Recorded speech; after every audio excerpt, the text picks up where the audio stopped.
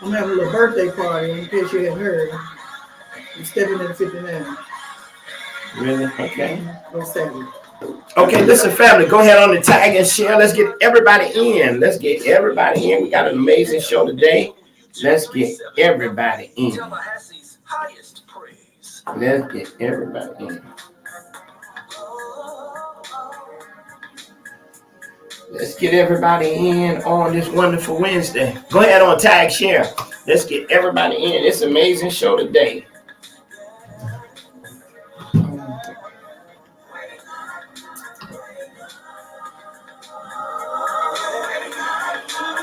Jeffrey, tag share. Get everybody in. Let's get everybody in.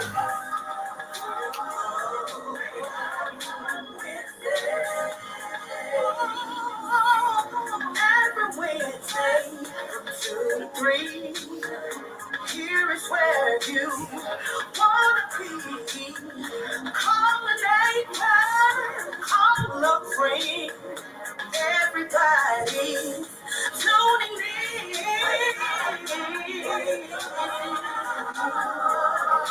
Good afternoon, Miss Patricia Sykes. How are you? Go ahead on tag share. Let's get everybody in. Good afternoon.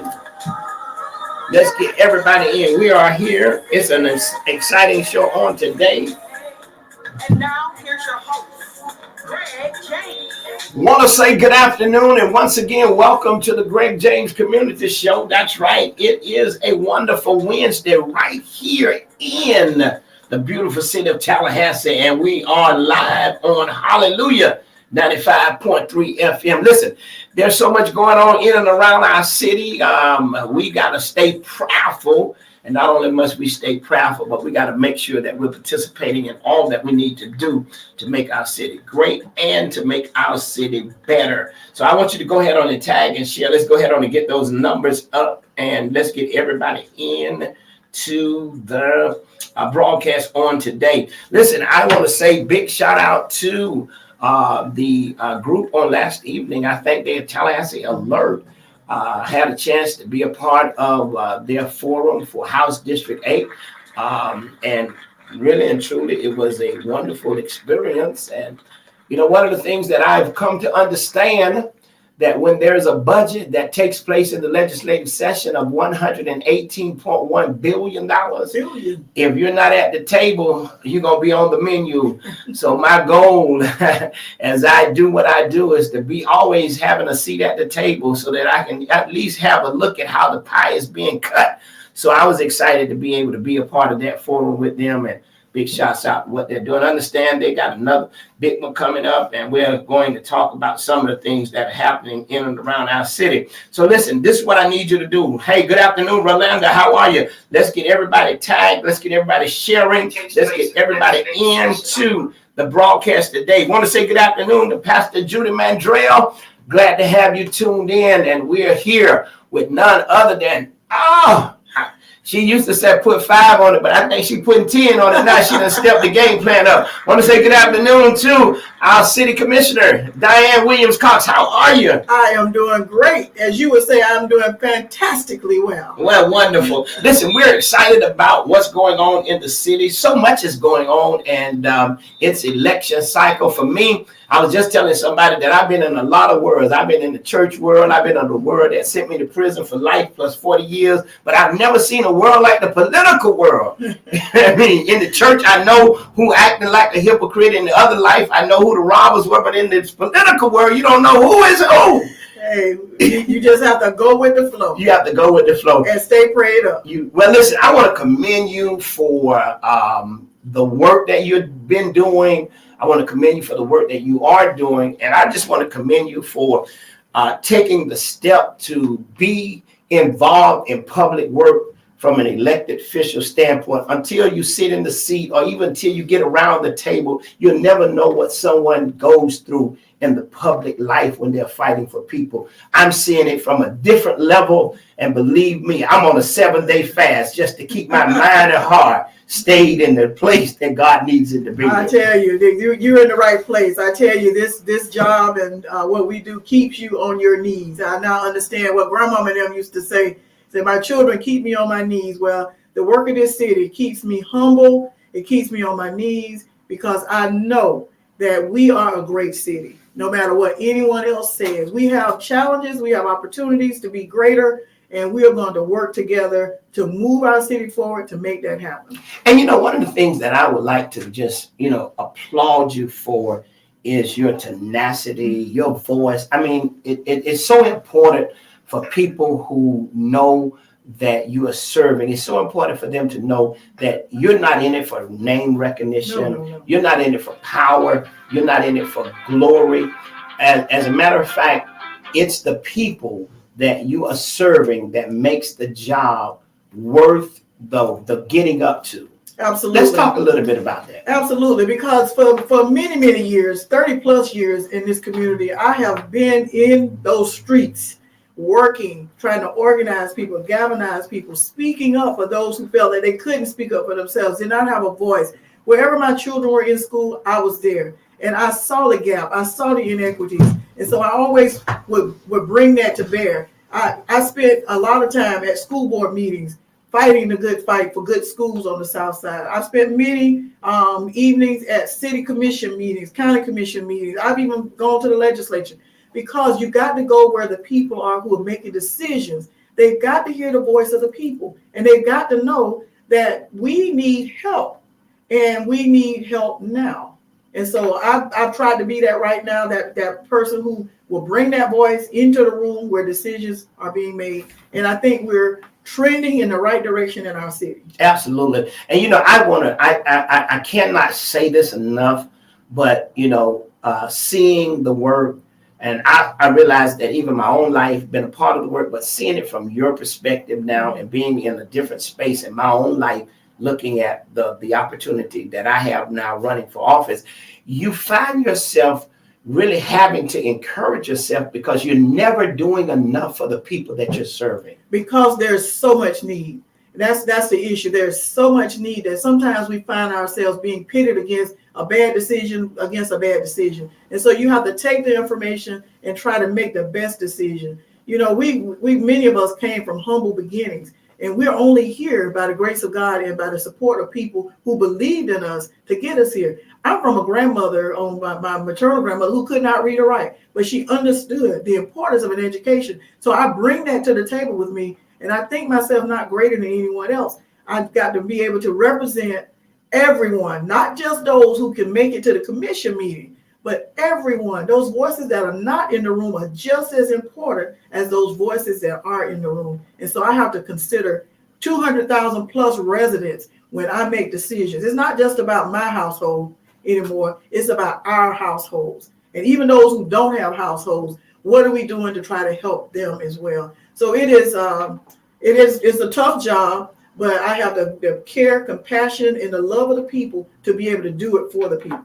Wow. So now you are in term number, I'm running for re-election for my second term. Second term. And each term carry how many years? 4 years. 4 years. So you are now, you are our veteran. You are the veteran commissioner who understands what it means to advocate, who understands what it means to be able to make decisions that's going to be best for the constituents of our city. Let's talk a little bit about, some of the things that you are so much proud of in your fight for the city of Tallahassee. I am so proud of the fact that we are spending money in communities and neighborhoods that have never been spent before.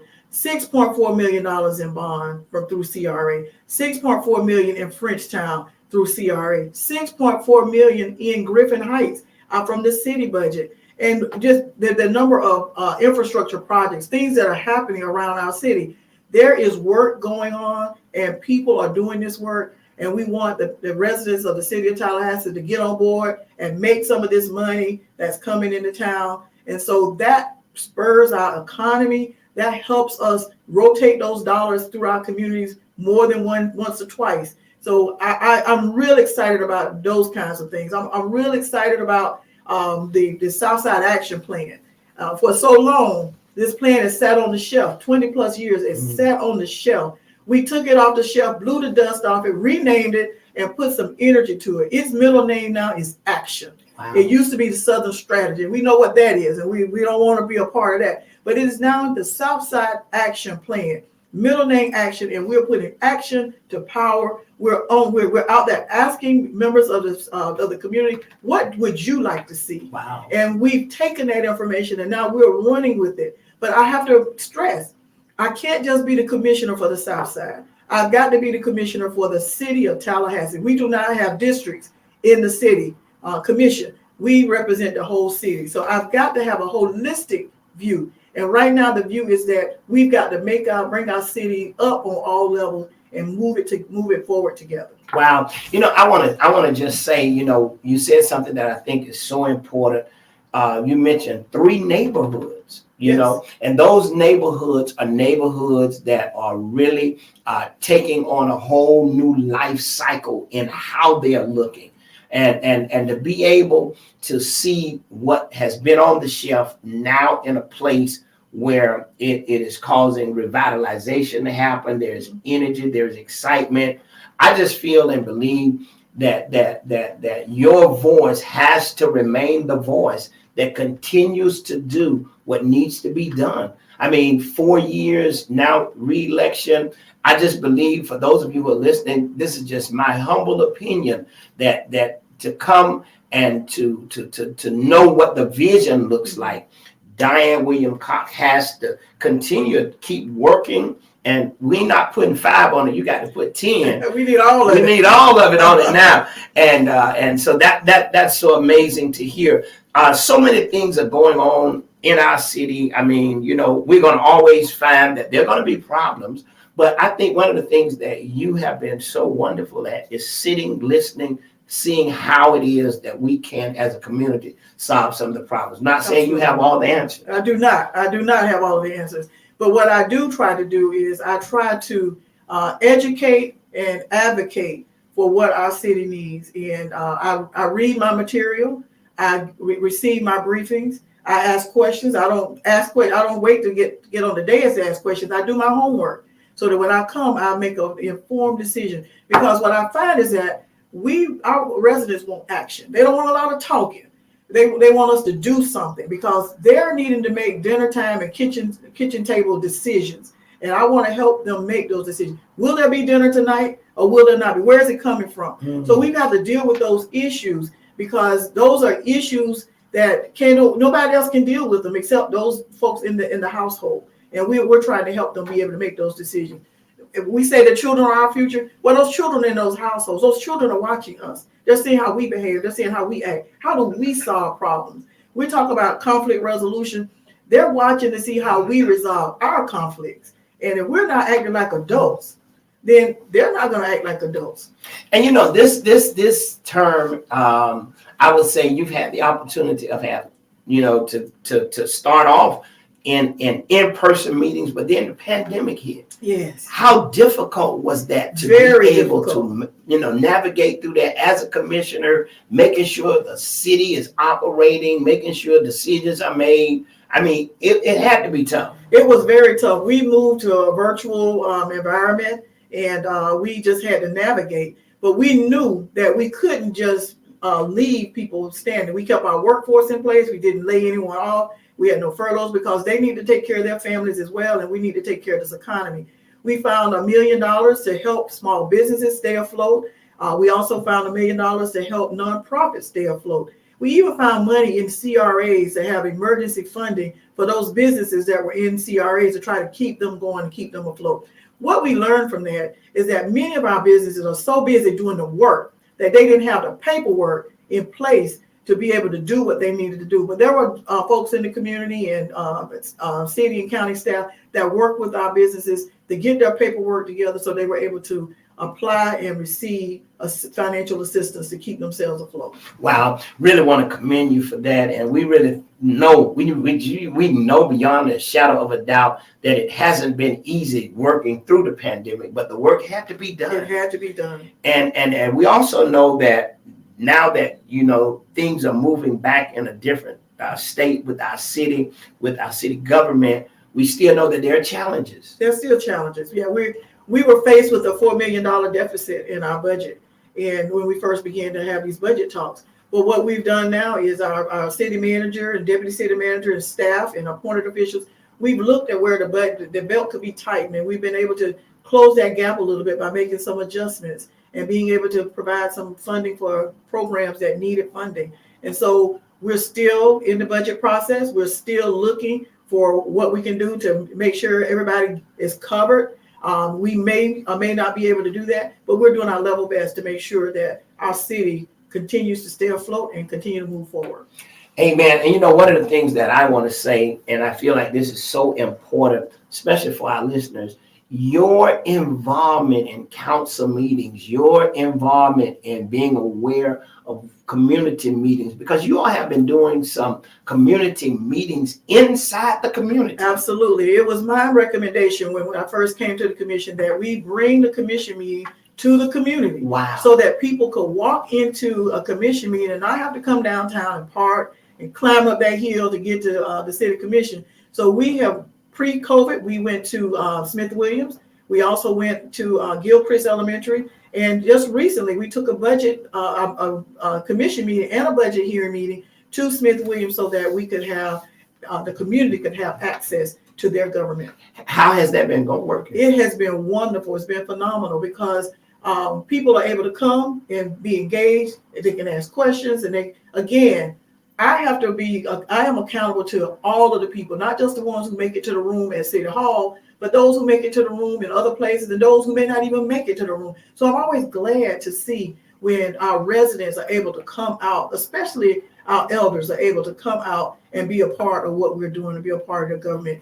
Plus, many of them know that I'm only a phone call away. If they need something, they know that all they need to do is give me a call and we'll get it handled. To be able to serve in a position like this that you're doing, you have to have a love for the people. Oh, yes. And you have to have a heart for the people, because it's really not about money. No. Because you can't be paid enough. I was telling somebody that the other day. They said to me, well, Greg, why? I said, it's not about the money. Because I mean, to serve in a state representative position, it's not about the money. It's not about power. It's not about title. I don't need that. I mean, at the end of the day, without any of that, I'm able to do what I'm doing. Absolutely. And I'm still able to make things happen the way they need to happen. And I said that to say this to you, that you said something earlier. Your involvement with your children's lives, school board meetings, attending to parent meetings, being involved, gave you a sense of seeing what will be needed. Absolutely. When you took on this role as city councilman, because I'm sure that you've been able to speak into so many families' lives to give them hope. I pray that I have been able to, if nothing but telling my story, being a teenage mother. And I shared something the other day that was very, very personal, that, I was being challenged about my position on Roe v. Wade. I'm a teenage mother, I found myself being, and then having an ectopic pregnancy, I found myself. There are some life issues that I have experienced personally that helps me to understand better how some are dealing. We used to go and get the commodity food. I love those raisins and that peanut butter and the cheese. So I understand what that is about. So it's not, I wasn't born with a silver spoon in my mouth. I had to learn how to live with the hand that was dealt and learn how to make it better. And that's what I'm trying to do for families. If I can do it, surely I can help you get there as well. I don't think myself greater than anyone else. I am just trying to survive and help people survive as well. Well, I want to say that you've been doing an amazing job, and I want to thank you for what you're doing, and looking forward to you to continue on the work that you're doing, because I know and I feel and believe that our city needs a voice like yours. Thank you. A voice that is resounding the issues, a voice that understands. And I tell people all the time, you cannot feel what others are feeling if you haven't felt it That's before. right. That's absolutely And correct. so no one can never downplay what you feel, because you've been there and you know how to articulate what the needs are for those who are going through that situation. Absolutely. One of my final questions is that, I mean, we're looking at the fact that, crime is here, and I've seen you riding in the different police vehicles, just touring the city. What do you feel that, not law enforcement, but what do you feel that as a community we have to do? What we have to do is embrace the fact that poverty is the root of what we're experiencing. And until we break that cycle of poverty, we're going to have to work our way out of this. And how do we do that? Jobs, good paying jobs with livable wages, health care. Now, the city cannot provide that for the entire city, but we need health care, because kids can't go to school if they're not healthy. Parents can't work if they're not healthy. We've got to cure food insecurity issues. And we've got to get guns off our streets. With those of you with guns in your cars, lock them up so that they can't be stolen and used in the commission of a crime. We've got to get with these children and help them understand crime is not the way. We got to get with them early and let them know that you need to learn the 3 R's, and then you need to learn how to be a good citizen by earning an honest living, so you don't find yourself caught up in a situation that involves a gun. And it's not just the children. I keep saying it's not just the children that are committing crimes. Adults are doing so as well. And just remember, adults, children are watching us. They're watching how we resolve our conflict. They're watching how we do things. And we've got to be very careful that we're setting a great example and teach them the way to not go into a life of crime. Wow. Listen, I want to thank you so much for joining us. I really appreciate you squeezing some time in to be with us on today. I know your schedule is extremely busy, but I just thought that it was just imperative for me to have you to join us today, because I want the listeners to hear your voice. I want them to know that you're fighting, not for you. You're fighting for residents. For us. Absolutely. For us. Yeah, absolutely. It's all about us. You're fighting to make sure that the city of Tallahassee is one of the best cities that anyone can think of and be a part of. So I want to thank you on this day. Now, the reason why I wanted you to be here is because you're getting ready to celebrate. Yes. I'm having a birthday. Let's talk about that. On Saturday, July 23rd, I'm stepping into my 59th birthday. And I'm having a birthday fundraiser at Parkview at Cascades from 5:30 to 7. Please stop by and have some fun. My little cousin's going to come by with a 360 machine, so you can do your little thing. Okay, so you're going to have that there. We're going to have that there, so come on and be famous and have some hors d'oeuvres. And while you're there, please contribute to this campaign. I'm asking folks to contribute whatever amount you want to contribute, up to $1,000, but use the number 59 to inspire you. So come on by 5:30 to 7 at Parkview at Cascades. Everyone's welcome. We're going to be in the boardroom. Listen, well, I wanted to invite you by, Bishop Ty Smith, man, glad to have you. I wanted to invite you by because I wanted you to invite all of my listeners, all of the Diane Williams Cox supporters. I want to see you there. As a matter of fact, I'm going to be there. You say you're going to be 51? Yeah, that was a good year. I used to reverse the numbers, but reversing 59 is not good. No, not good at all. And not good at all. But I'm stepping into 59 because it is divine. Okay, stepping into 59 because it is divine. And when August 23rd comes, it's going to be your time. That's right. To shine. That's right. There you go. Now, so you have an upcoming birthday, too. I always remember your birthday because it's my dad's birthday. That's right. Well, absolutely. And I can reverse the numbers because I'll be 16, sweet 16. But listen, those of you who are listening to the broadcast, I want you to write this down on Saturday from 5:30 to 7 at Parkview at Cascade. You can park in the parking lot over by the DOT credit union, and walk across to the building. behind Cascade. Take the elevator to the 3rd floor. That's where we'll be. Is that the view that looks out? You will be able to be on the balcony to look out. Okay. And there's a concert that's going to be starting at 7:00. So that's why we're ended at 7. So if you want to go to the concert, you can go down to the park and go to the concert. Okay. So listen, those of you who want to find an enjoyable evening, make plans to join Sister Diane Williams Cox, our city commissioner, and bring 59 up to 1,000 for the birthday celebration. As we let her know, we want to keep her working. We want to keep her voice being heard, and we want to keep her on the streets of Tallahassee fighting for the issues that we're facing. God bless you. So delighted to have you. Thank you so much for joining. Keep it right here. Don't go nowhere. I'm coming back. I got another guest that's going to be joining me. I want you to hear more about what's happening in our city and our county. This is the Greg James Community Show. Let this song bless you. I will be right back.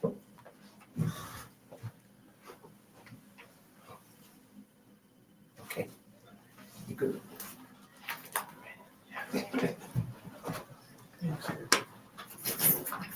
How much time can we say? 30. 30 seconds? We can start it. No, for that. Yeah. No, I was gonna use the restroom. Time Yeah, out. you got it. So we gotta get good. Can we get a picture? Yeah. Oh, watch step. Yeah, watch still. Can we get a picture? No, we don't need one. Yeah, I get it. Straight back. Thank you, Christian. The ones you do, you just send them to Big Auntie Bull. All right, you got Paul. You want to take my phone? Yeah, take one. Mine on Facebook. Okay.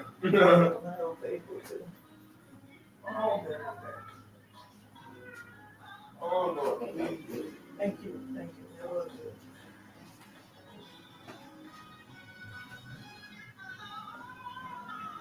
You want to do it right Yeah, now? let's do it right there. Okay, hallelujah. Sign. Yeah, right there. That's nice all we give you, huh? Oh, no, that's my back, man. That's the thing. Ready? 1, 2, 3. Oh, yeah, it's perfect. Let me get one more. 1, 2. Perfect. I'm gonna tell my little cousin she ain't doing her job if you got in your back. That just happened just then. If you don't get out of your back. Hey, Dr. Willie Williams, what's going on, man? Glad to have y'all tuned in. All right, Marva, bless you. Go ahead on and tag and share. Let's get everybody in. We just finished talking with Diane Williams Cox. We just finished talking with her about what's going on. Big birthday celebration that's happening this Saturday for her 59th birthday. And we want you to make plans to join her. And somebody put that address on the screen where it's going to be happening at over by Cascade. So we'll be getting that information out to you. Good afternoon, Miss Carolyn. How are you? I want to say good afternoon to Ty Smith, getting ready for midnight basketball. That's going to be happening in Gadsden County at the Quincy Rec Center. It's going to be this coming Friday night starting at 10 o'clock. That's right, midnight basketball is going to be happening in the city of Quincy. Hey, I want to say big shout out to Bishop Ty for being able to come up with an innovative idea and to be able to have opportunities being made available for those who are our youngers. We want to get them engaged, want to get them involved, and certainly we want to thank him for the work that he's doing. All right. Well, we're getting ready to join me. It's none other than the man himself, Mr. Christian Cabin. How are you, sir? Reverend James, it is pleasure to be here. Come up just a little bit more. Let's get you right. Okay, there you are. Well, glad to have you. We going Facebook family, go ahead on and tag and share. Let's get everybody in. Let's get everybody in. Monica Rich, how are you? Marva, bless you. Greg, bless you. Amanda, how are you? All right. Kareem, bless you. Taisha Anthony, okay, you wanted me to talk to Nikki Free. Well, let's make it happen. Amen. This is the hottest talk show that is in the nation. Let me say that. All right. Let's get ready. All right, let's get ready to make this happen. So, man, how are you? I'm good. How you doing? Man, I'm great. I need to make sure we got you full and centered. Okay. Got you in there. Got you in there. Jackie Johnson, how are you? Got you in there. Just finished talking with Diane Williams Cox, and amen. And certainly we were glad to have her sharing with us. Okay, so we're getting ready to go live back to our listening audience, and I want to say to our Facebook family, go ahead on the tag and share. Got an amazing candidate for county commissioner joining me today. District District 2, right? Yeah, Jim. So we're getting ready to go live right back on the air, and we have all of our listeners tuned in.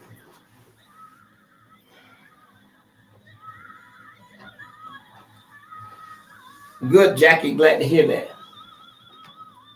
Well, God bless you. Those of you who are tuned into the broadcast, you're tuned into the Greg James Community Show right here on 95.3 FM. Hallelujah. Just finished talking with City Commissioner Diane Williams Cox. She's up for re-election. Wanted to have her on to share with you, the community, how you can come out and be a part of her birthday celebration. That's this Saturday. And certainly, I'm looking forward to seeing you on this Saturday. Joining me is none other than Mr. Christian Cabin, who is a candidate for County Commission District 2. How are you, sir? I'm doing fantastic. I appreciate you having me. Man, I'm delighted to having you. I mean, we've had a chance to run across each other in so many areas, and I wanted to take the time to invite you to come on. I want to just talk a little bit about who is Christian. Let's talk about that. I mean, I like the first name because you had a faith radio station, Christian. So that means, something has to be going right. Somebody must have looked down the future and saw, let's name him Christian. Yes. I'm blessed. I came from Christian parents, so I am blessed in that regard. But thank you for having me. I'm happy to be here. Like you said, we have really hit the ground running in this campaign trail. Yeah, absolutely. It is definitely out of my wheelhouse. I'm a small business owner.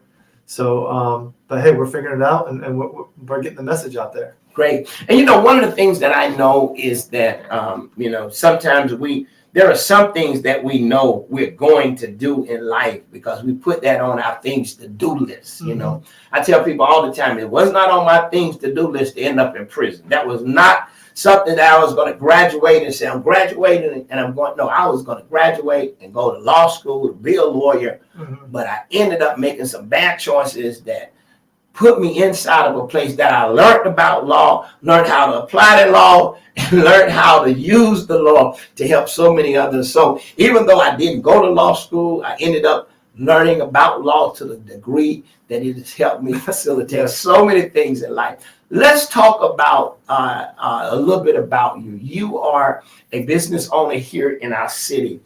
What made, how did the ideal of...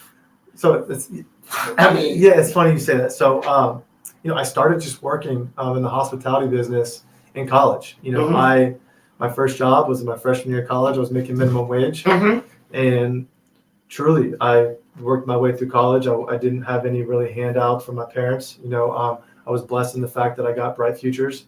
But the rest was just purely hard work. I gave up a lot early in my career and sacrificed.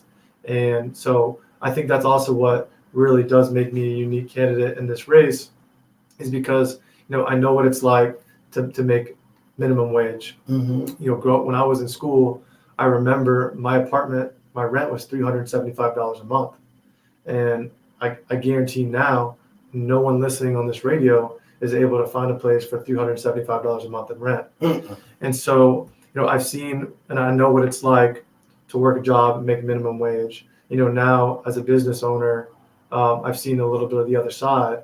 And, I think we're in a weird place as a community because, we really do need to get a hold on affordable housing and creating an environment that it really does create opportunity for everyone. Wow. And how important is it? I mean, when you look back at where you was as a college student, you look now, you're a business owner. What would you say to that young man or that young woman who's aspiring to become that entrepreneur?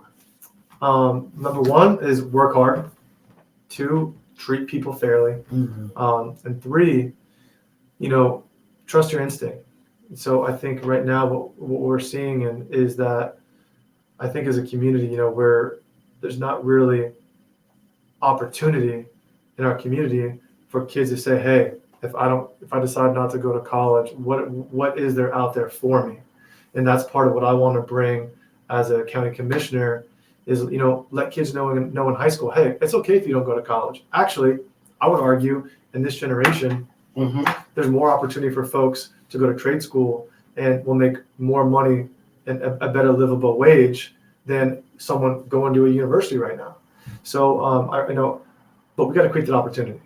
Yeah, and I'm beginning to even the more with all of the young men that I'm running across who have taken an alternative route for trying to generate revenue, and I'm pushing the ideal that there's a skill in you. There is an opportunity for you to use your hands to really create wealth for your family. But you got to see it. And I got a young man who told me the other day that he wants to get back in school. He wants to become a barber. So I'm excited about the fact that when you can give people an idea of what your life could be like, when you share with them what welders are making, what painters are making, what truck drivers are making, I mean, it gives them an idea to say, there is a future if I can make better decisions and if I can find a way to embrace the opportunity.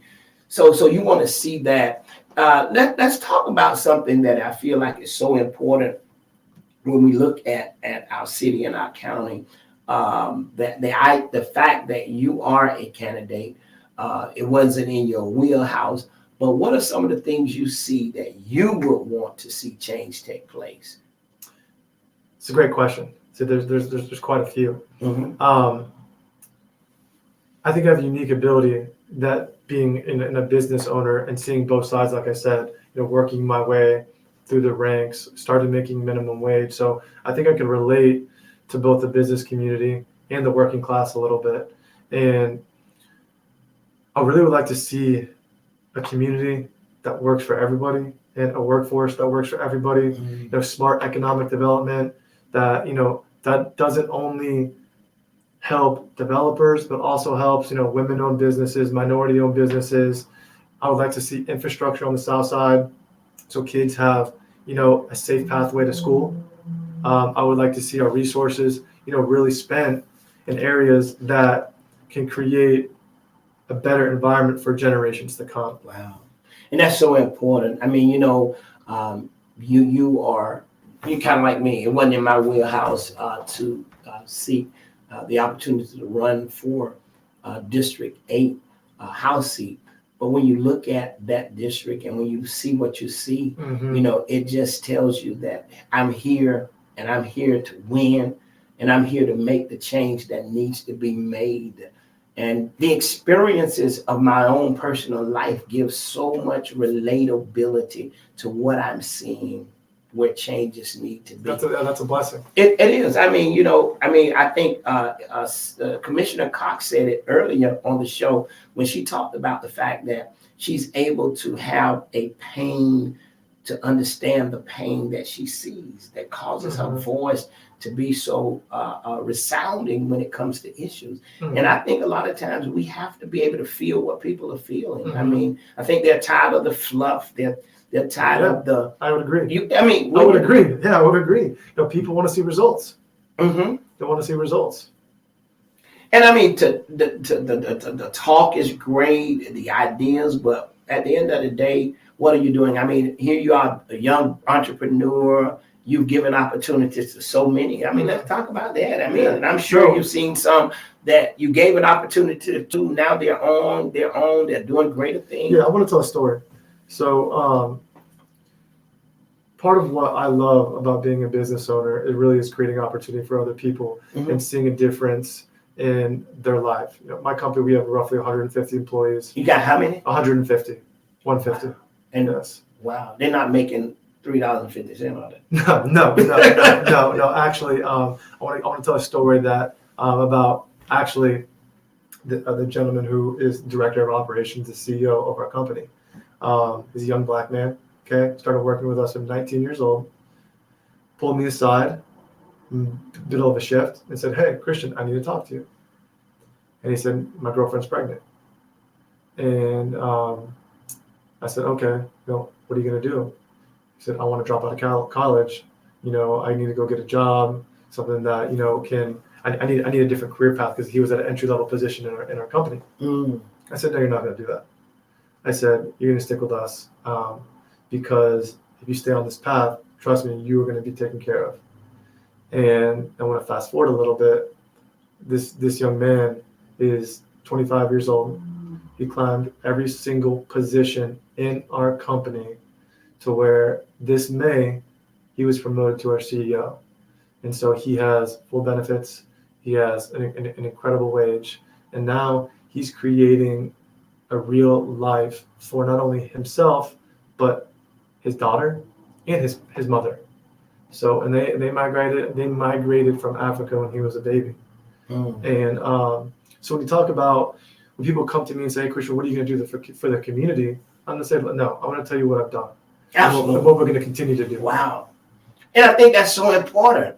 I mean, here it is. This was not in your wheelhouse, but here it is. You're creating opportunities. You're encouraging someone who feels and believes that, "Hey, man, I cannot make it because of the pressure that I'm facing." But you said, "No, you're going to stay right here. I'm going to work with you. And all you got to do is work hard." 6 years later, he's the CEO.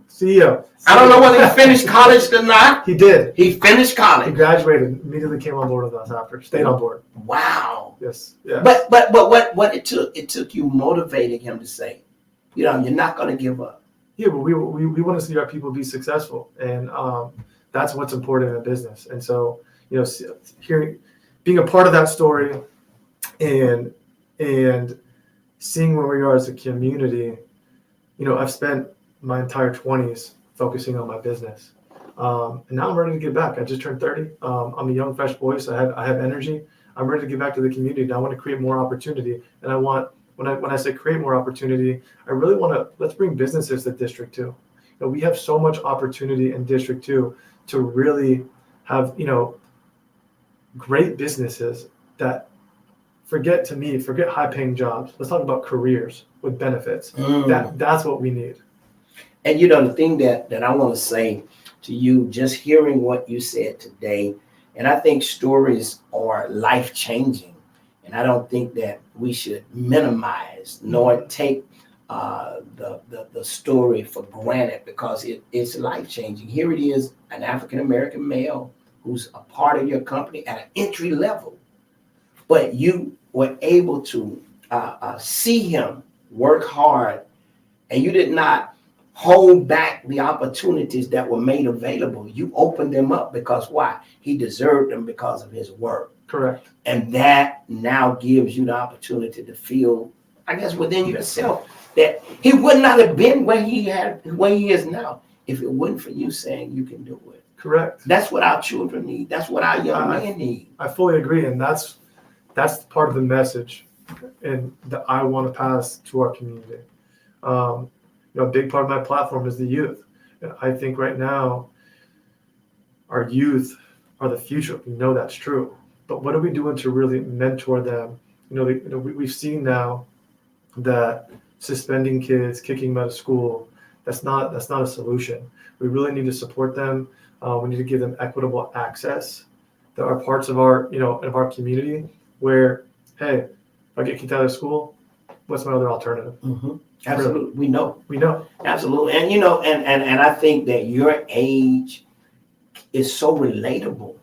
And the success of your businesses and the success of the people who you have brought on board, you have been able to see them become successful. And I think we need patterns, we need models to reflect what can be if you work hard. A lot of people that I've been encountering, they try to continually talk about the Greg James of 1995, which I don't have a problem with that.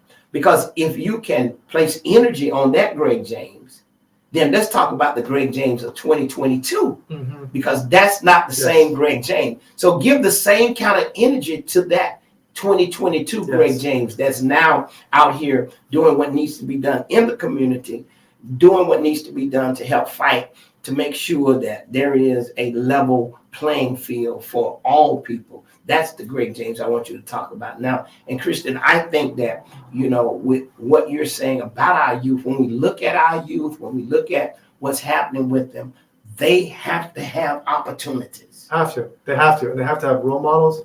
They have to have mentors. But it starts at a fundamental level. It starts with the children. They need to see that people care. They need to have sidewalks going to their school. They need to have teachers that care.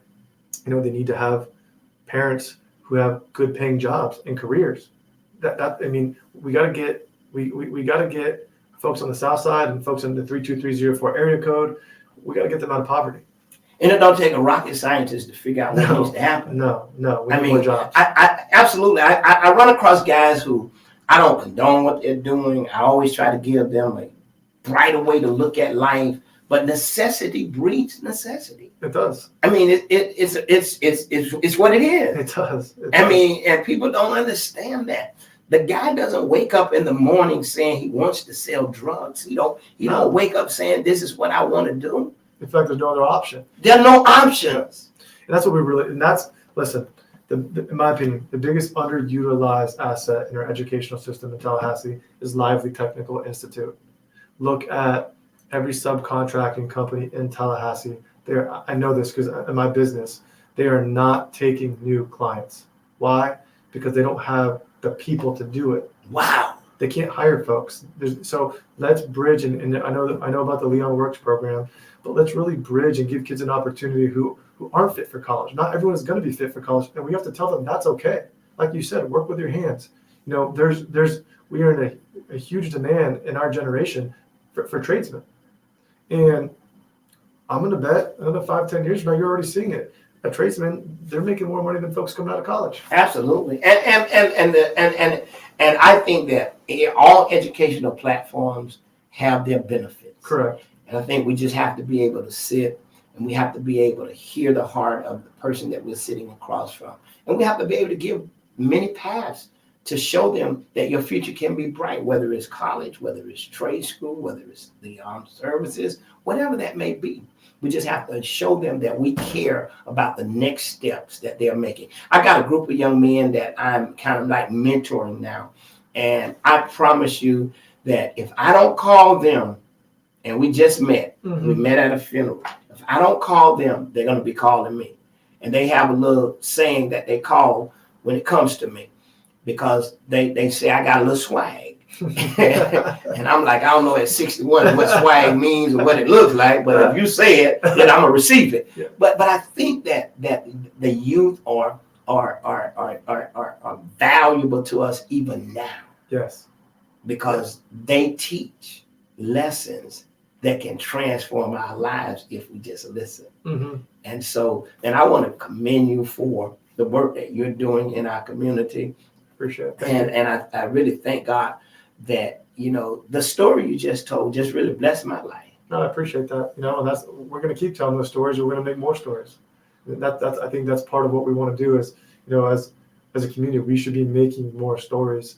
There shouldn't just be a one-off story like that. There's opportunities every single day, and we just have to let our youth know, hey, this is okay not to go to college. You can get a job. You can work hard. You can spend your money wisely. You can invest your money. You can really control your own destiny. But it really starts at a fundamental level. They got to have equitable access. Wow. And I think that if our youth really found people who really care, there's a saying that says, I don't care how much you know until I know how much you care. If we really found people who really cared and really wanted to see the best come out of the youth that we're seeing in these crime-ridden areas doing what they're doing, we could transform their lives. The fact that I got about 8 to 9 young boys now that, they call me, and the fact that I call them and they call me, the fact that I talk about a future for them, the fact that I sit down and say, if I was to open up a business for you. That means the world to them. That means the world to them. And guess what? I get answers from them that I normally wouldn't hear. I told one of the young men, I said, listen, if I was to open up a business for you, and if I was to put you in charge of the business, what would you do if your buddies start hanging around and they start showing up? He said, well, well, they couldn't hang around because they're jeopardizing me. I said, how are they jeopardizing you? He said, well, you might fire me if you see them. So they understand the realities of what is needed if they're given the opportunity. That's heavy. That's heavy. Yeah, That's heavy. and these are young men who, hey, they know this life and they know that life, but yet and still they looking, how can my life be better and how can you make it better? So man, I'm excited. Y'all got a big debate forum coming Tomorrow night, yeah. tomorrow night with Tallahassee Alert. Yep. And so it's going to be, I'm excited to get the message out there. Right now, we've been knocking on doors. We've been making our calls. We've been getting our word out, getting the name out. But we're really trying to get our message out there. We really want a community that works for everyone. And there needs to just be more opportunity. And that's the platform of our campaign. More opportunity. And that's your platform simply because you've seen what more opportunities can do. Yes. You're a living witness to it. I see it every day. My vision is we should have our own economy in Tallahassee. We do, but we should have one that keeps folks here after college. Or hey, they graduate high school. There's growth for people who didn't go to college. But I'm pretty sure there's only like a 20% retention rate for kids who graduate from Lively, FAMU, FSU. We got to keep those kids here. Wow. Well, man, I tell you, one of the things that I want to say is that, it's your first debate. I just want to tell you, just from my own personal experience, my first on last evening forum, just be you and, that express, the heartfelt of what your desire is, because I think, we're finding too much fluff in the way. And it sounds good, but the reality of it is, can it really happen? No, we need results. Yeah, we need results. And at the end of the day, we can't keep writing checks that can't be cashed. No. If you know what I mean. Yeah. Yes. No. I do. And to get results. I mean, you just got to know how to get it done. And you don't have to be a rocket scientist to know that. I know a lot of A students who are working for people who were C students. Yes. How about that? Yes. We talked about that earlier. Absolutely. We did. So in your closing remarks, what is it that you want to say to them? I got about 15,000 listeners that's tuned in. What is it you want to say to them? We're going to continue to do good work. Okay. My campaign, we can talk about all day what we're going to do. But when people remember me, when they think of Christian Caban, I want them to think about what we've already done and what we're going to continue to do. To me, that's what's really important. We're going to create more jobs. We're going to create equitable access for our youth, and we're going to give kids a safe place to call home. Wow. Hey, that's Christian Caban, County Commissioner, District 2. Want to say thank you so much for joining us, man. And I pray that you continue to do what you're doing.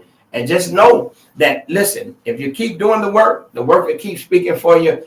And we're going to try to have you back on before everyone heads out so we can talk a little bit more about it. But I'm just glad that you were able to make time today to join us. Hey, this has been the Greg James Community Show. I want to encourage all of you, if you're in the Gadsden County area on Friday night, 10 o'clock, listen, it's midnight basketball. You may get a chance to see me and Dr. Bishop Ty go one-on-one. I don't know. Might be a halftime performance. I still got a little jump shot, a little rusty. Might have to blow some of the dust off, but I'll be over in Gadsden County on tomorrow, Friday night, 4.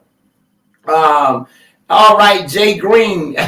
What's up, man? He said, great show. All right, thank you. Listen, I'll be over at Quincy, Midnight Basketball. And guess what? You're going to be seeing some of our team somewhere in Tallahassee. I'll tell you where we're going to be. You can come join us. That's Team Greg James, House of Representatives, District 8. Listen, until next week, I want you to be blessed. And remember, there's work for you to do. Until next week, you be blessed.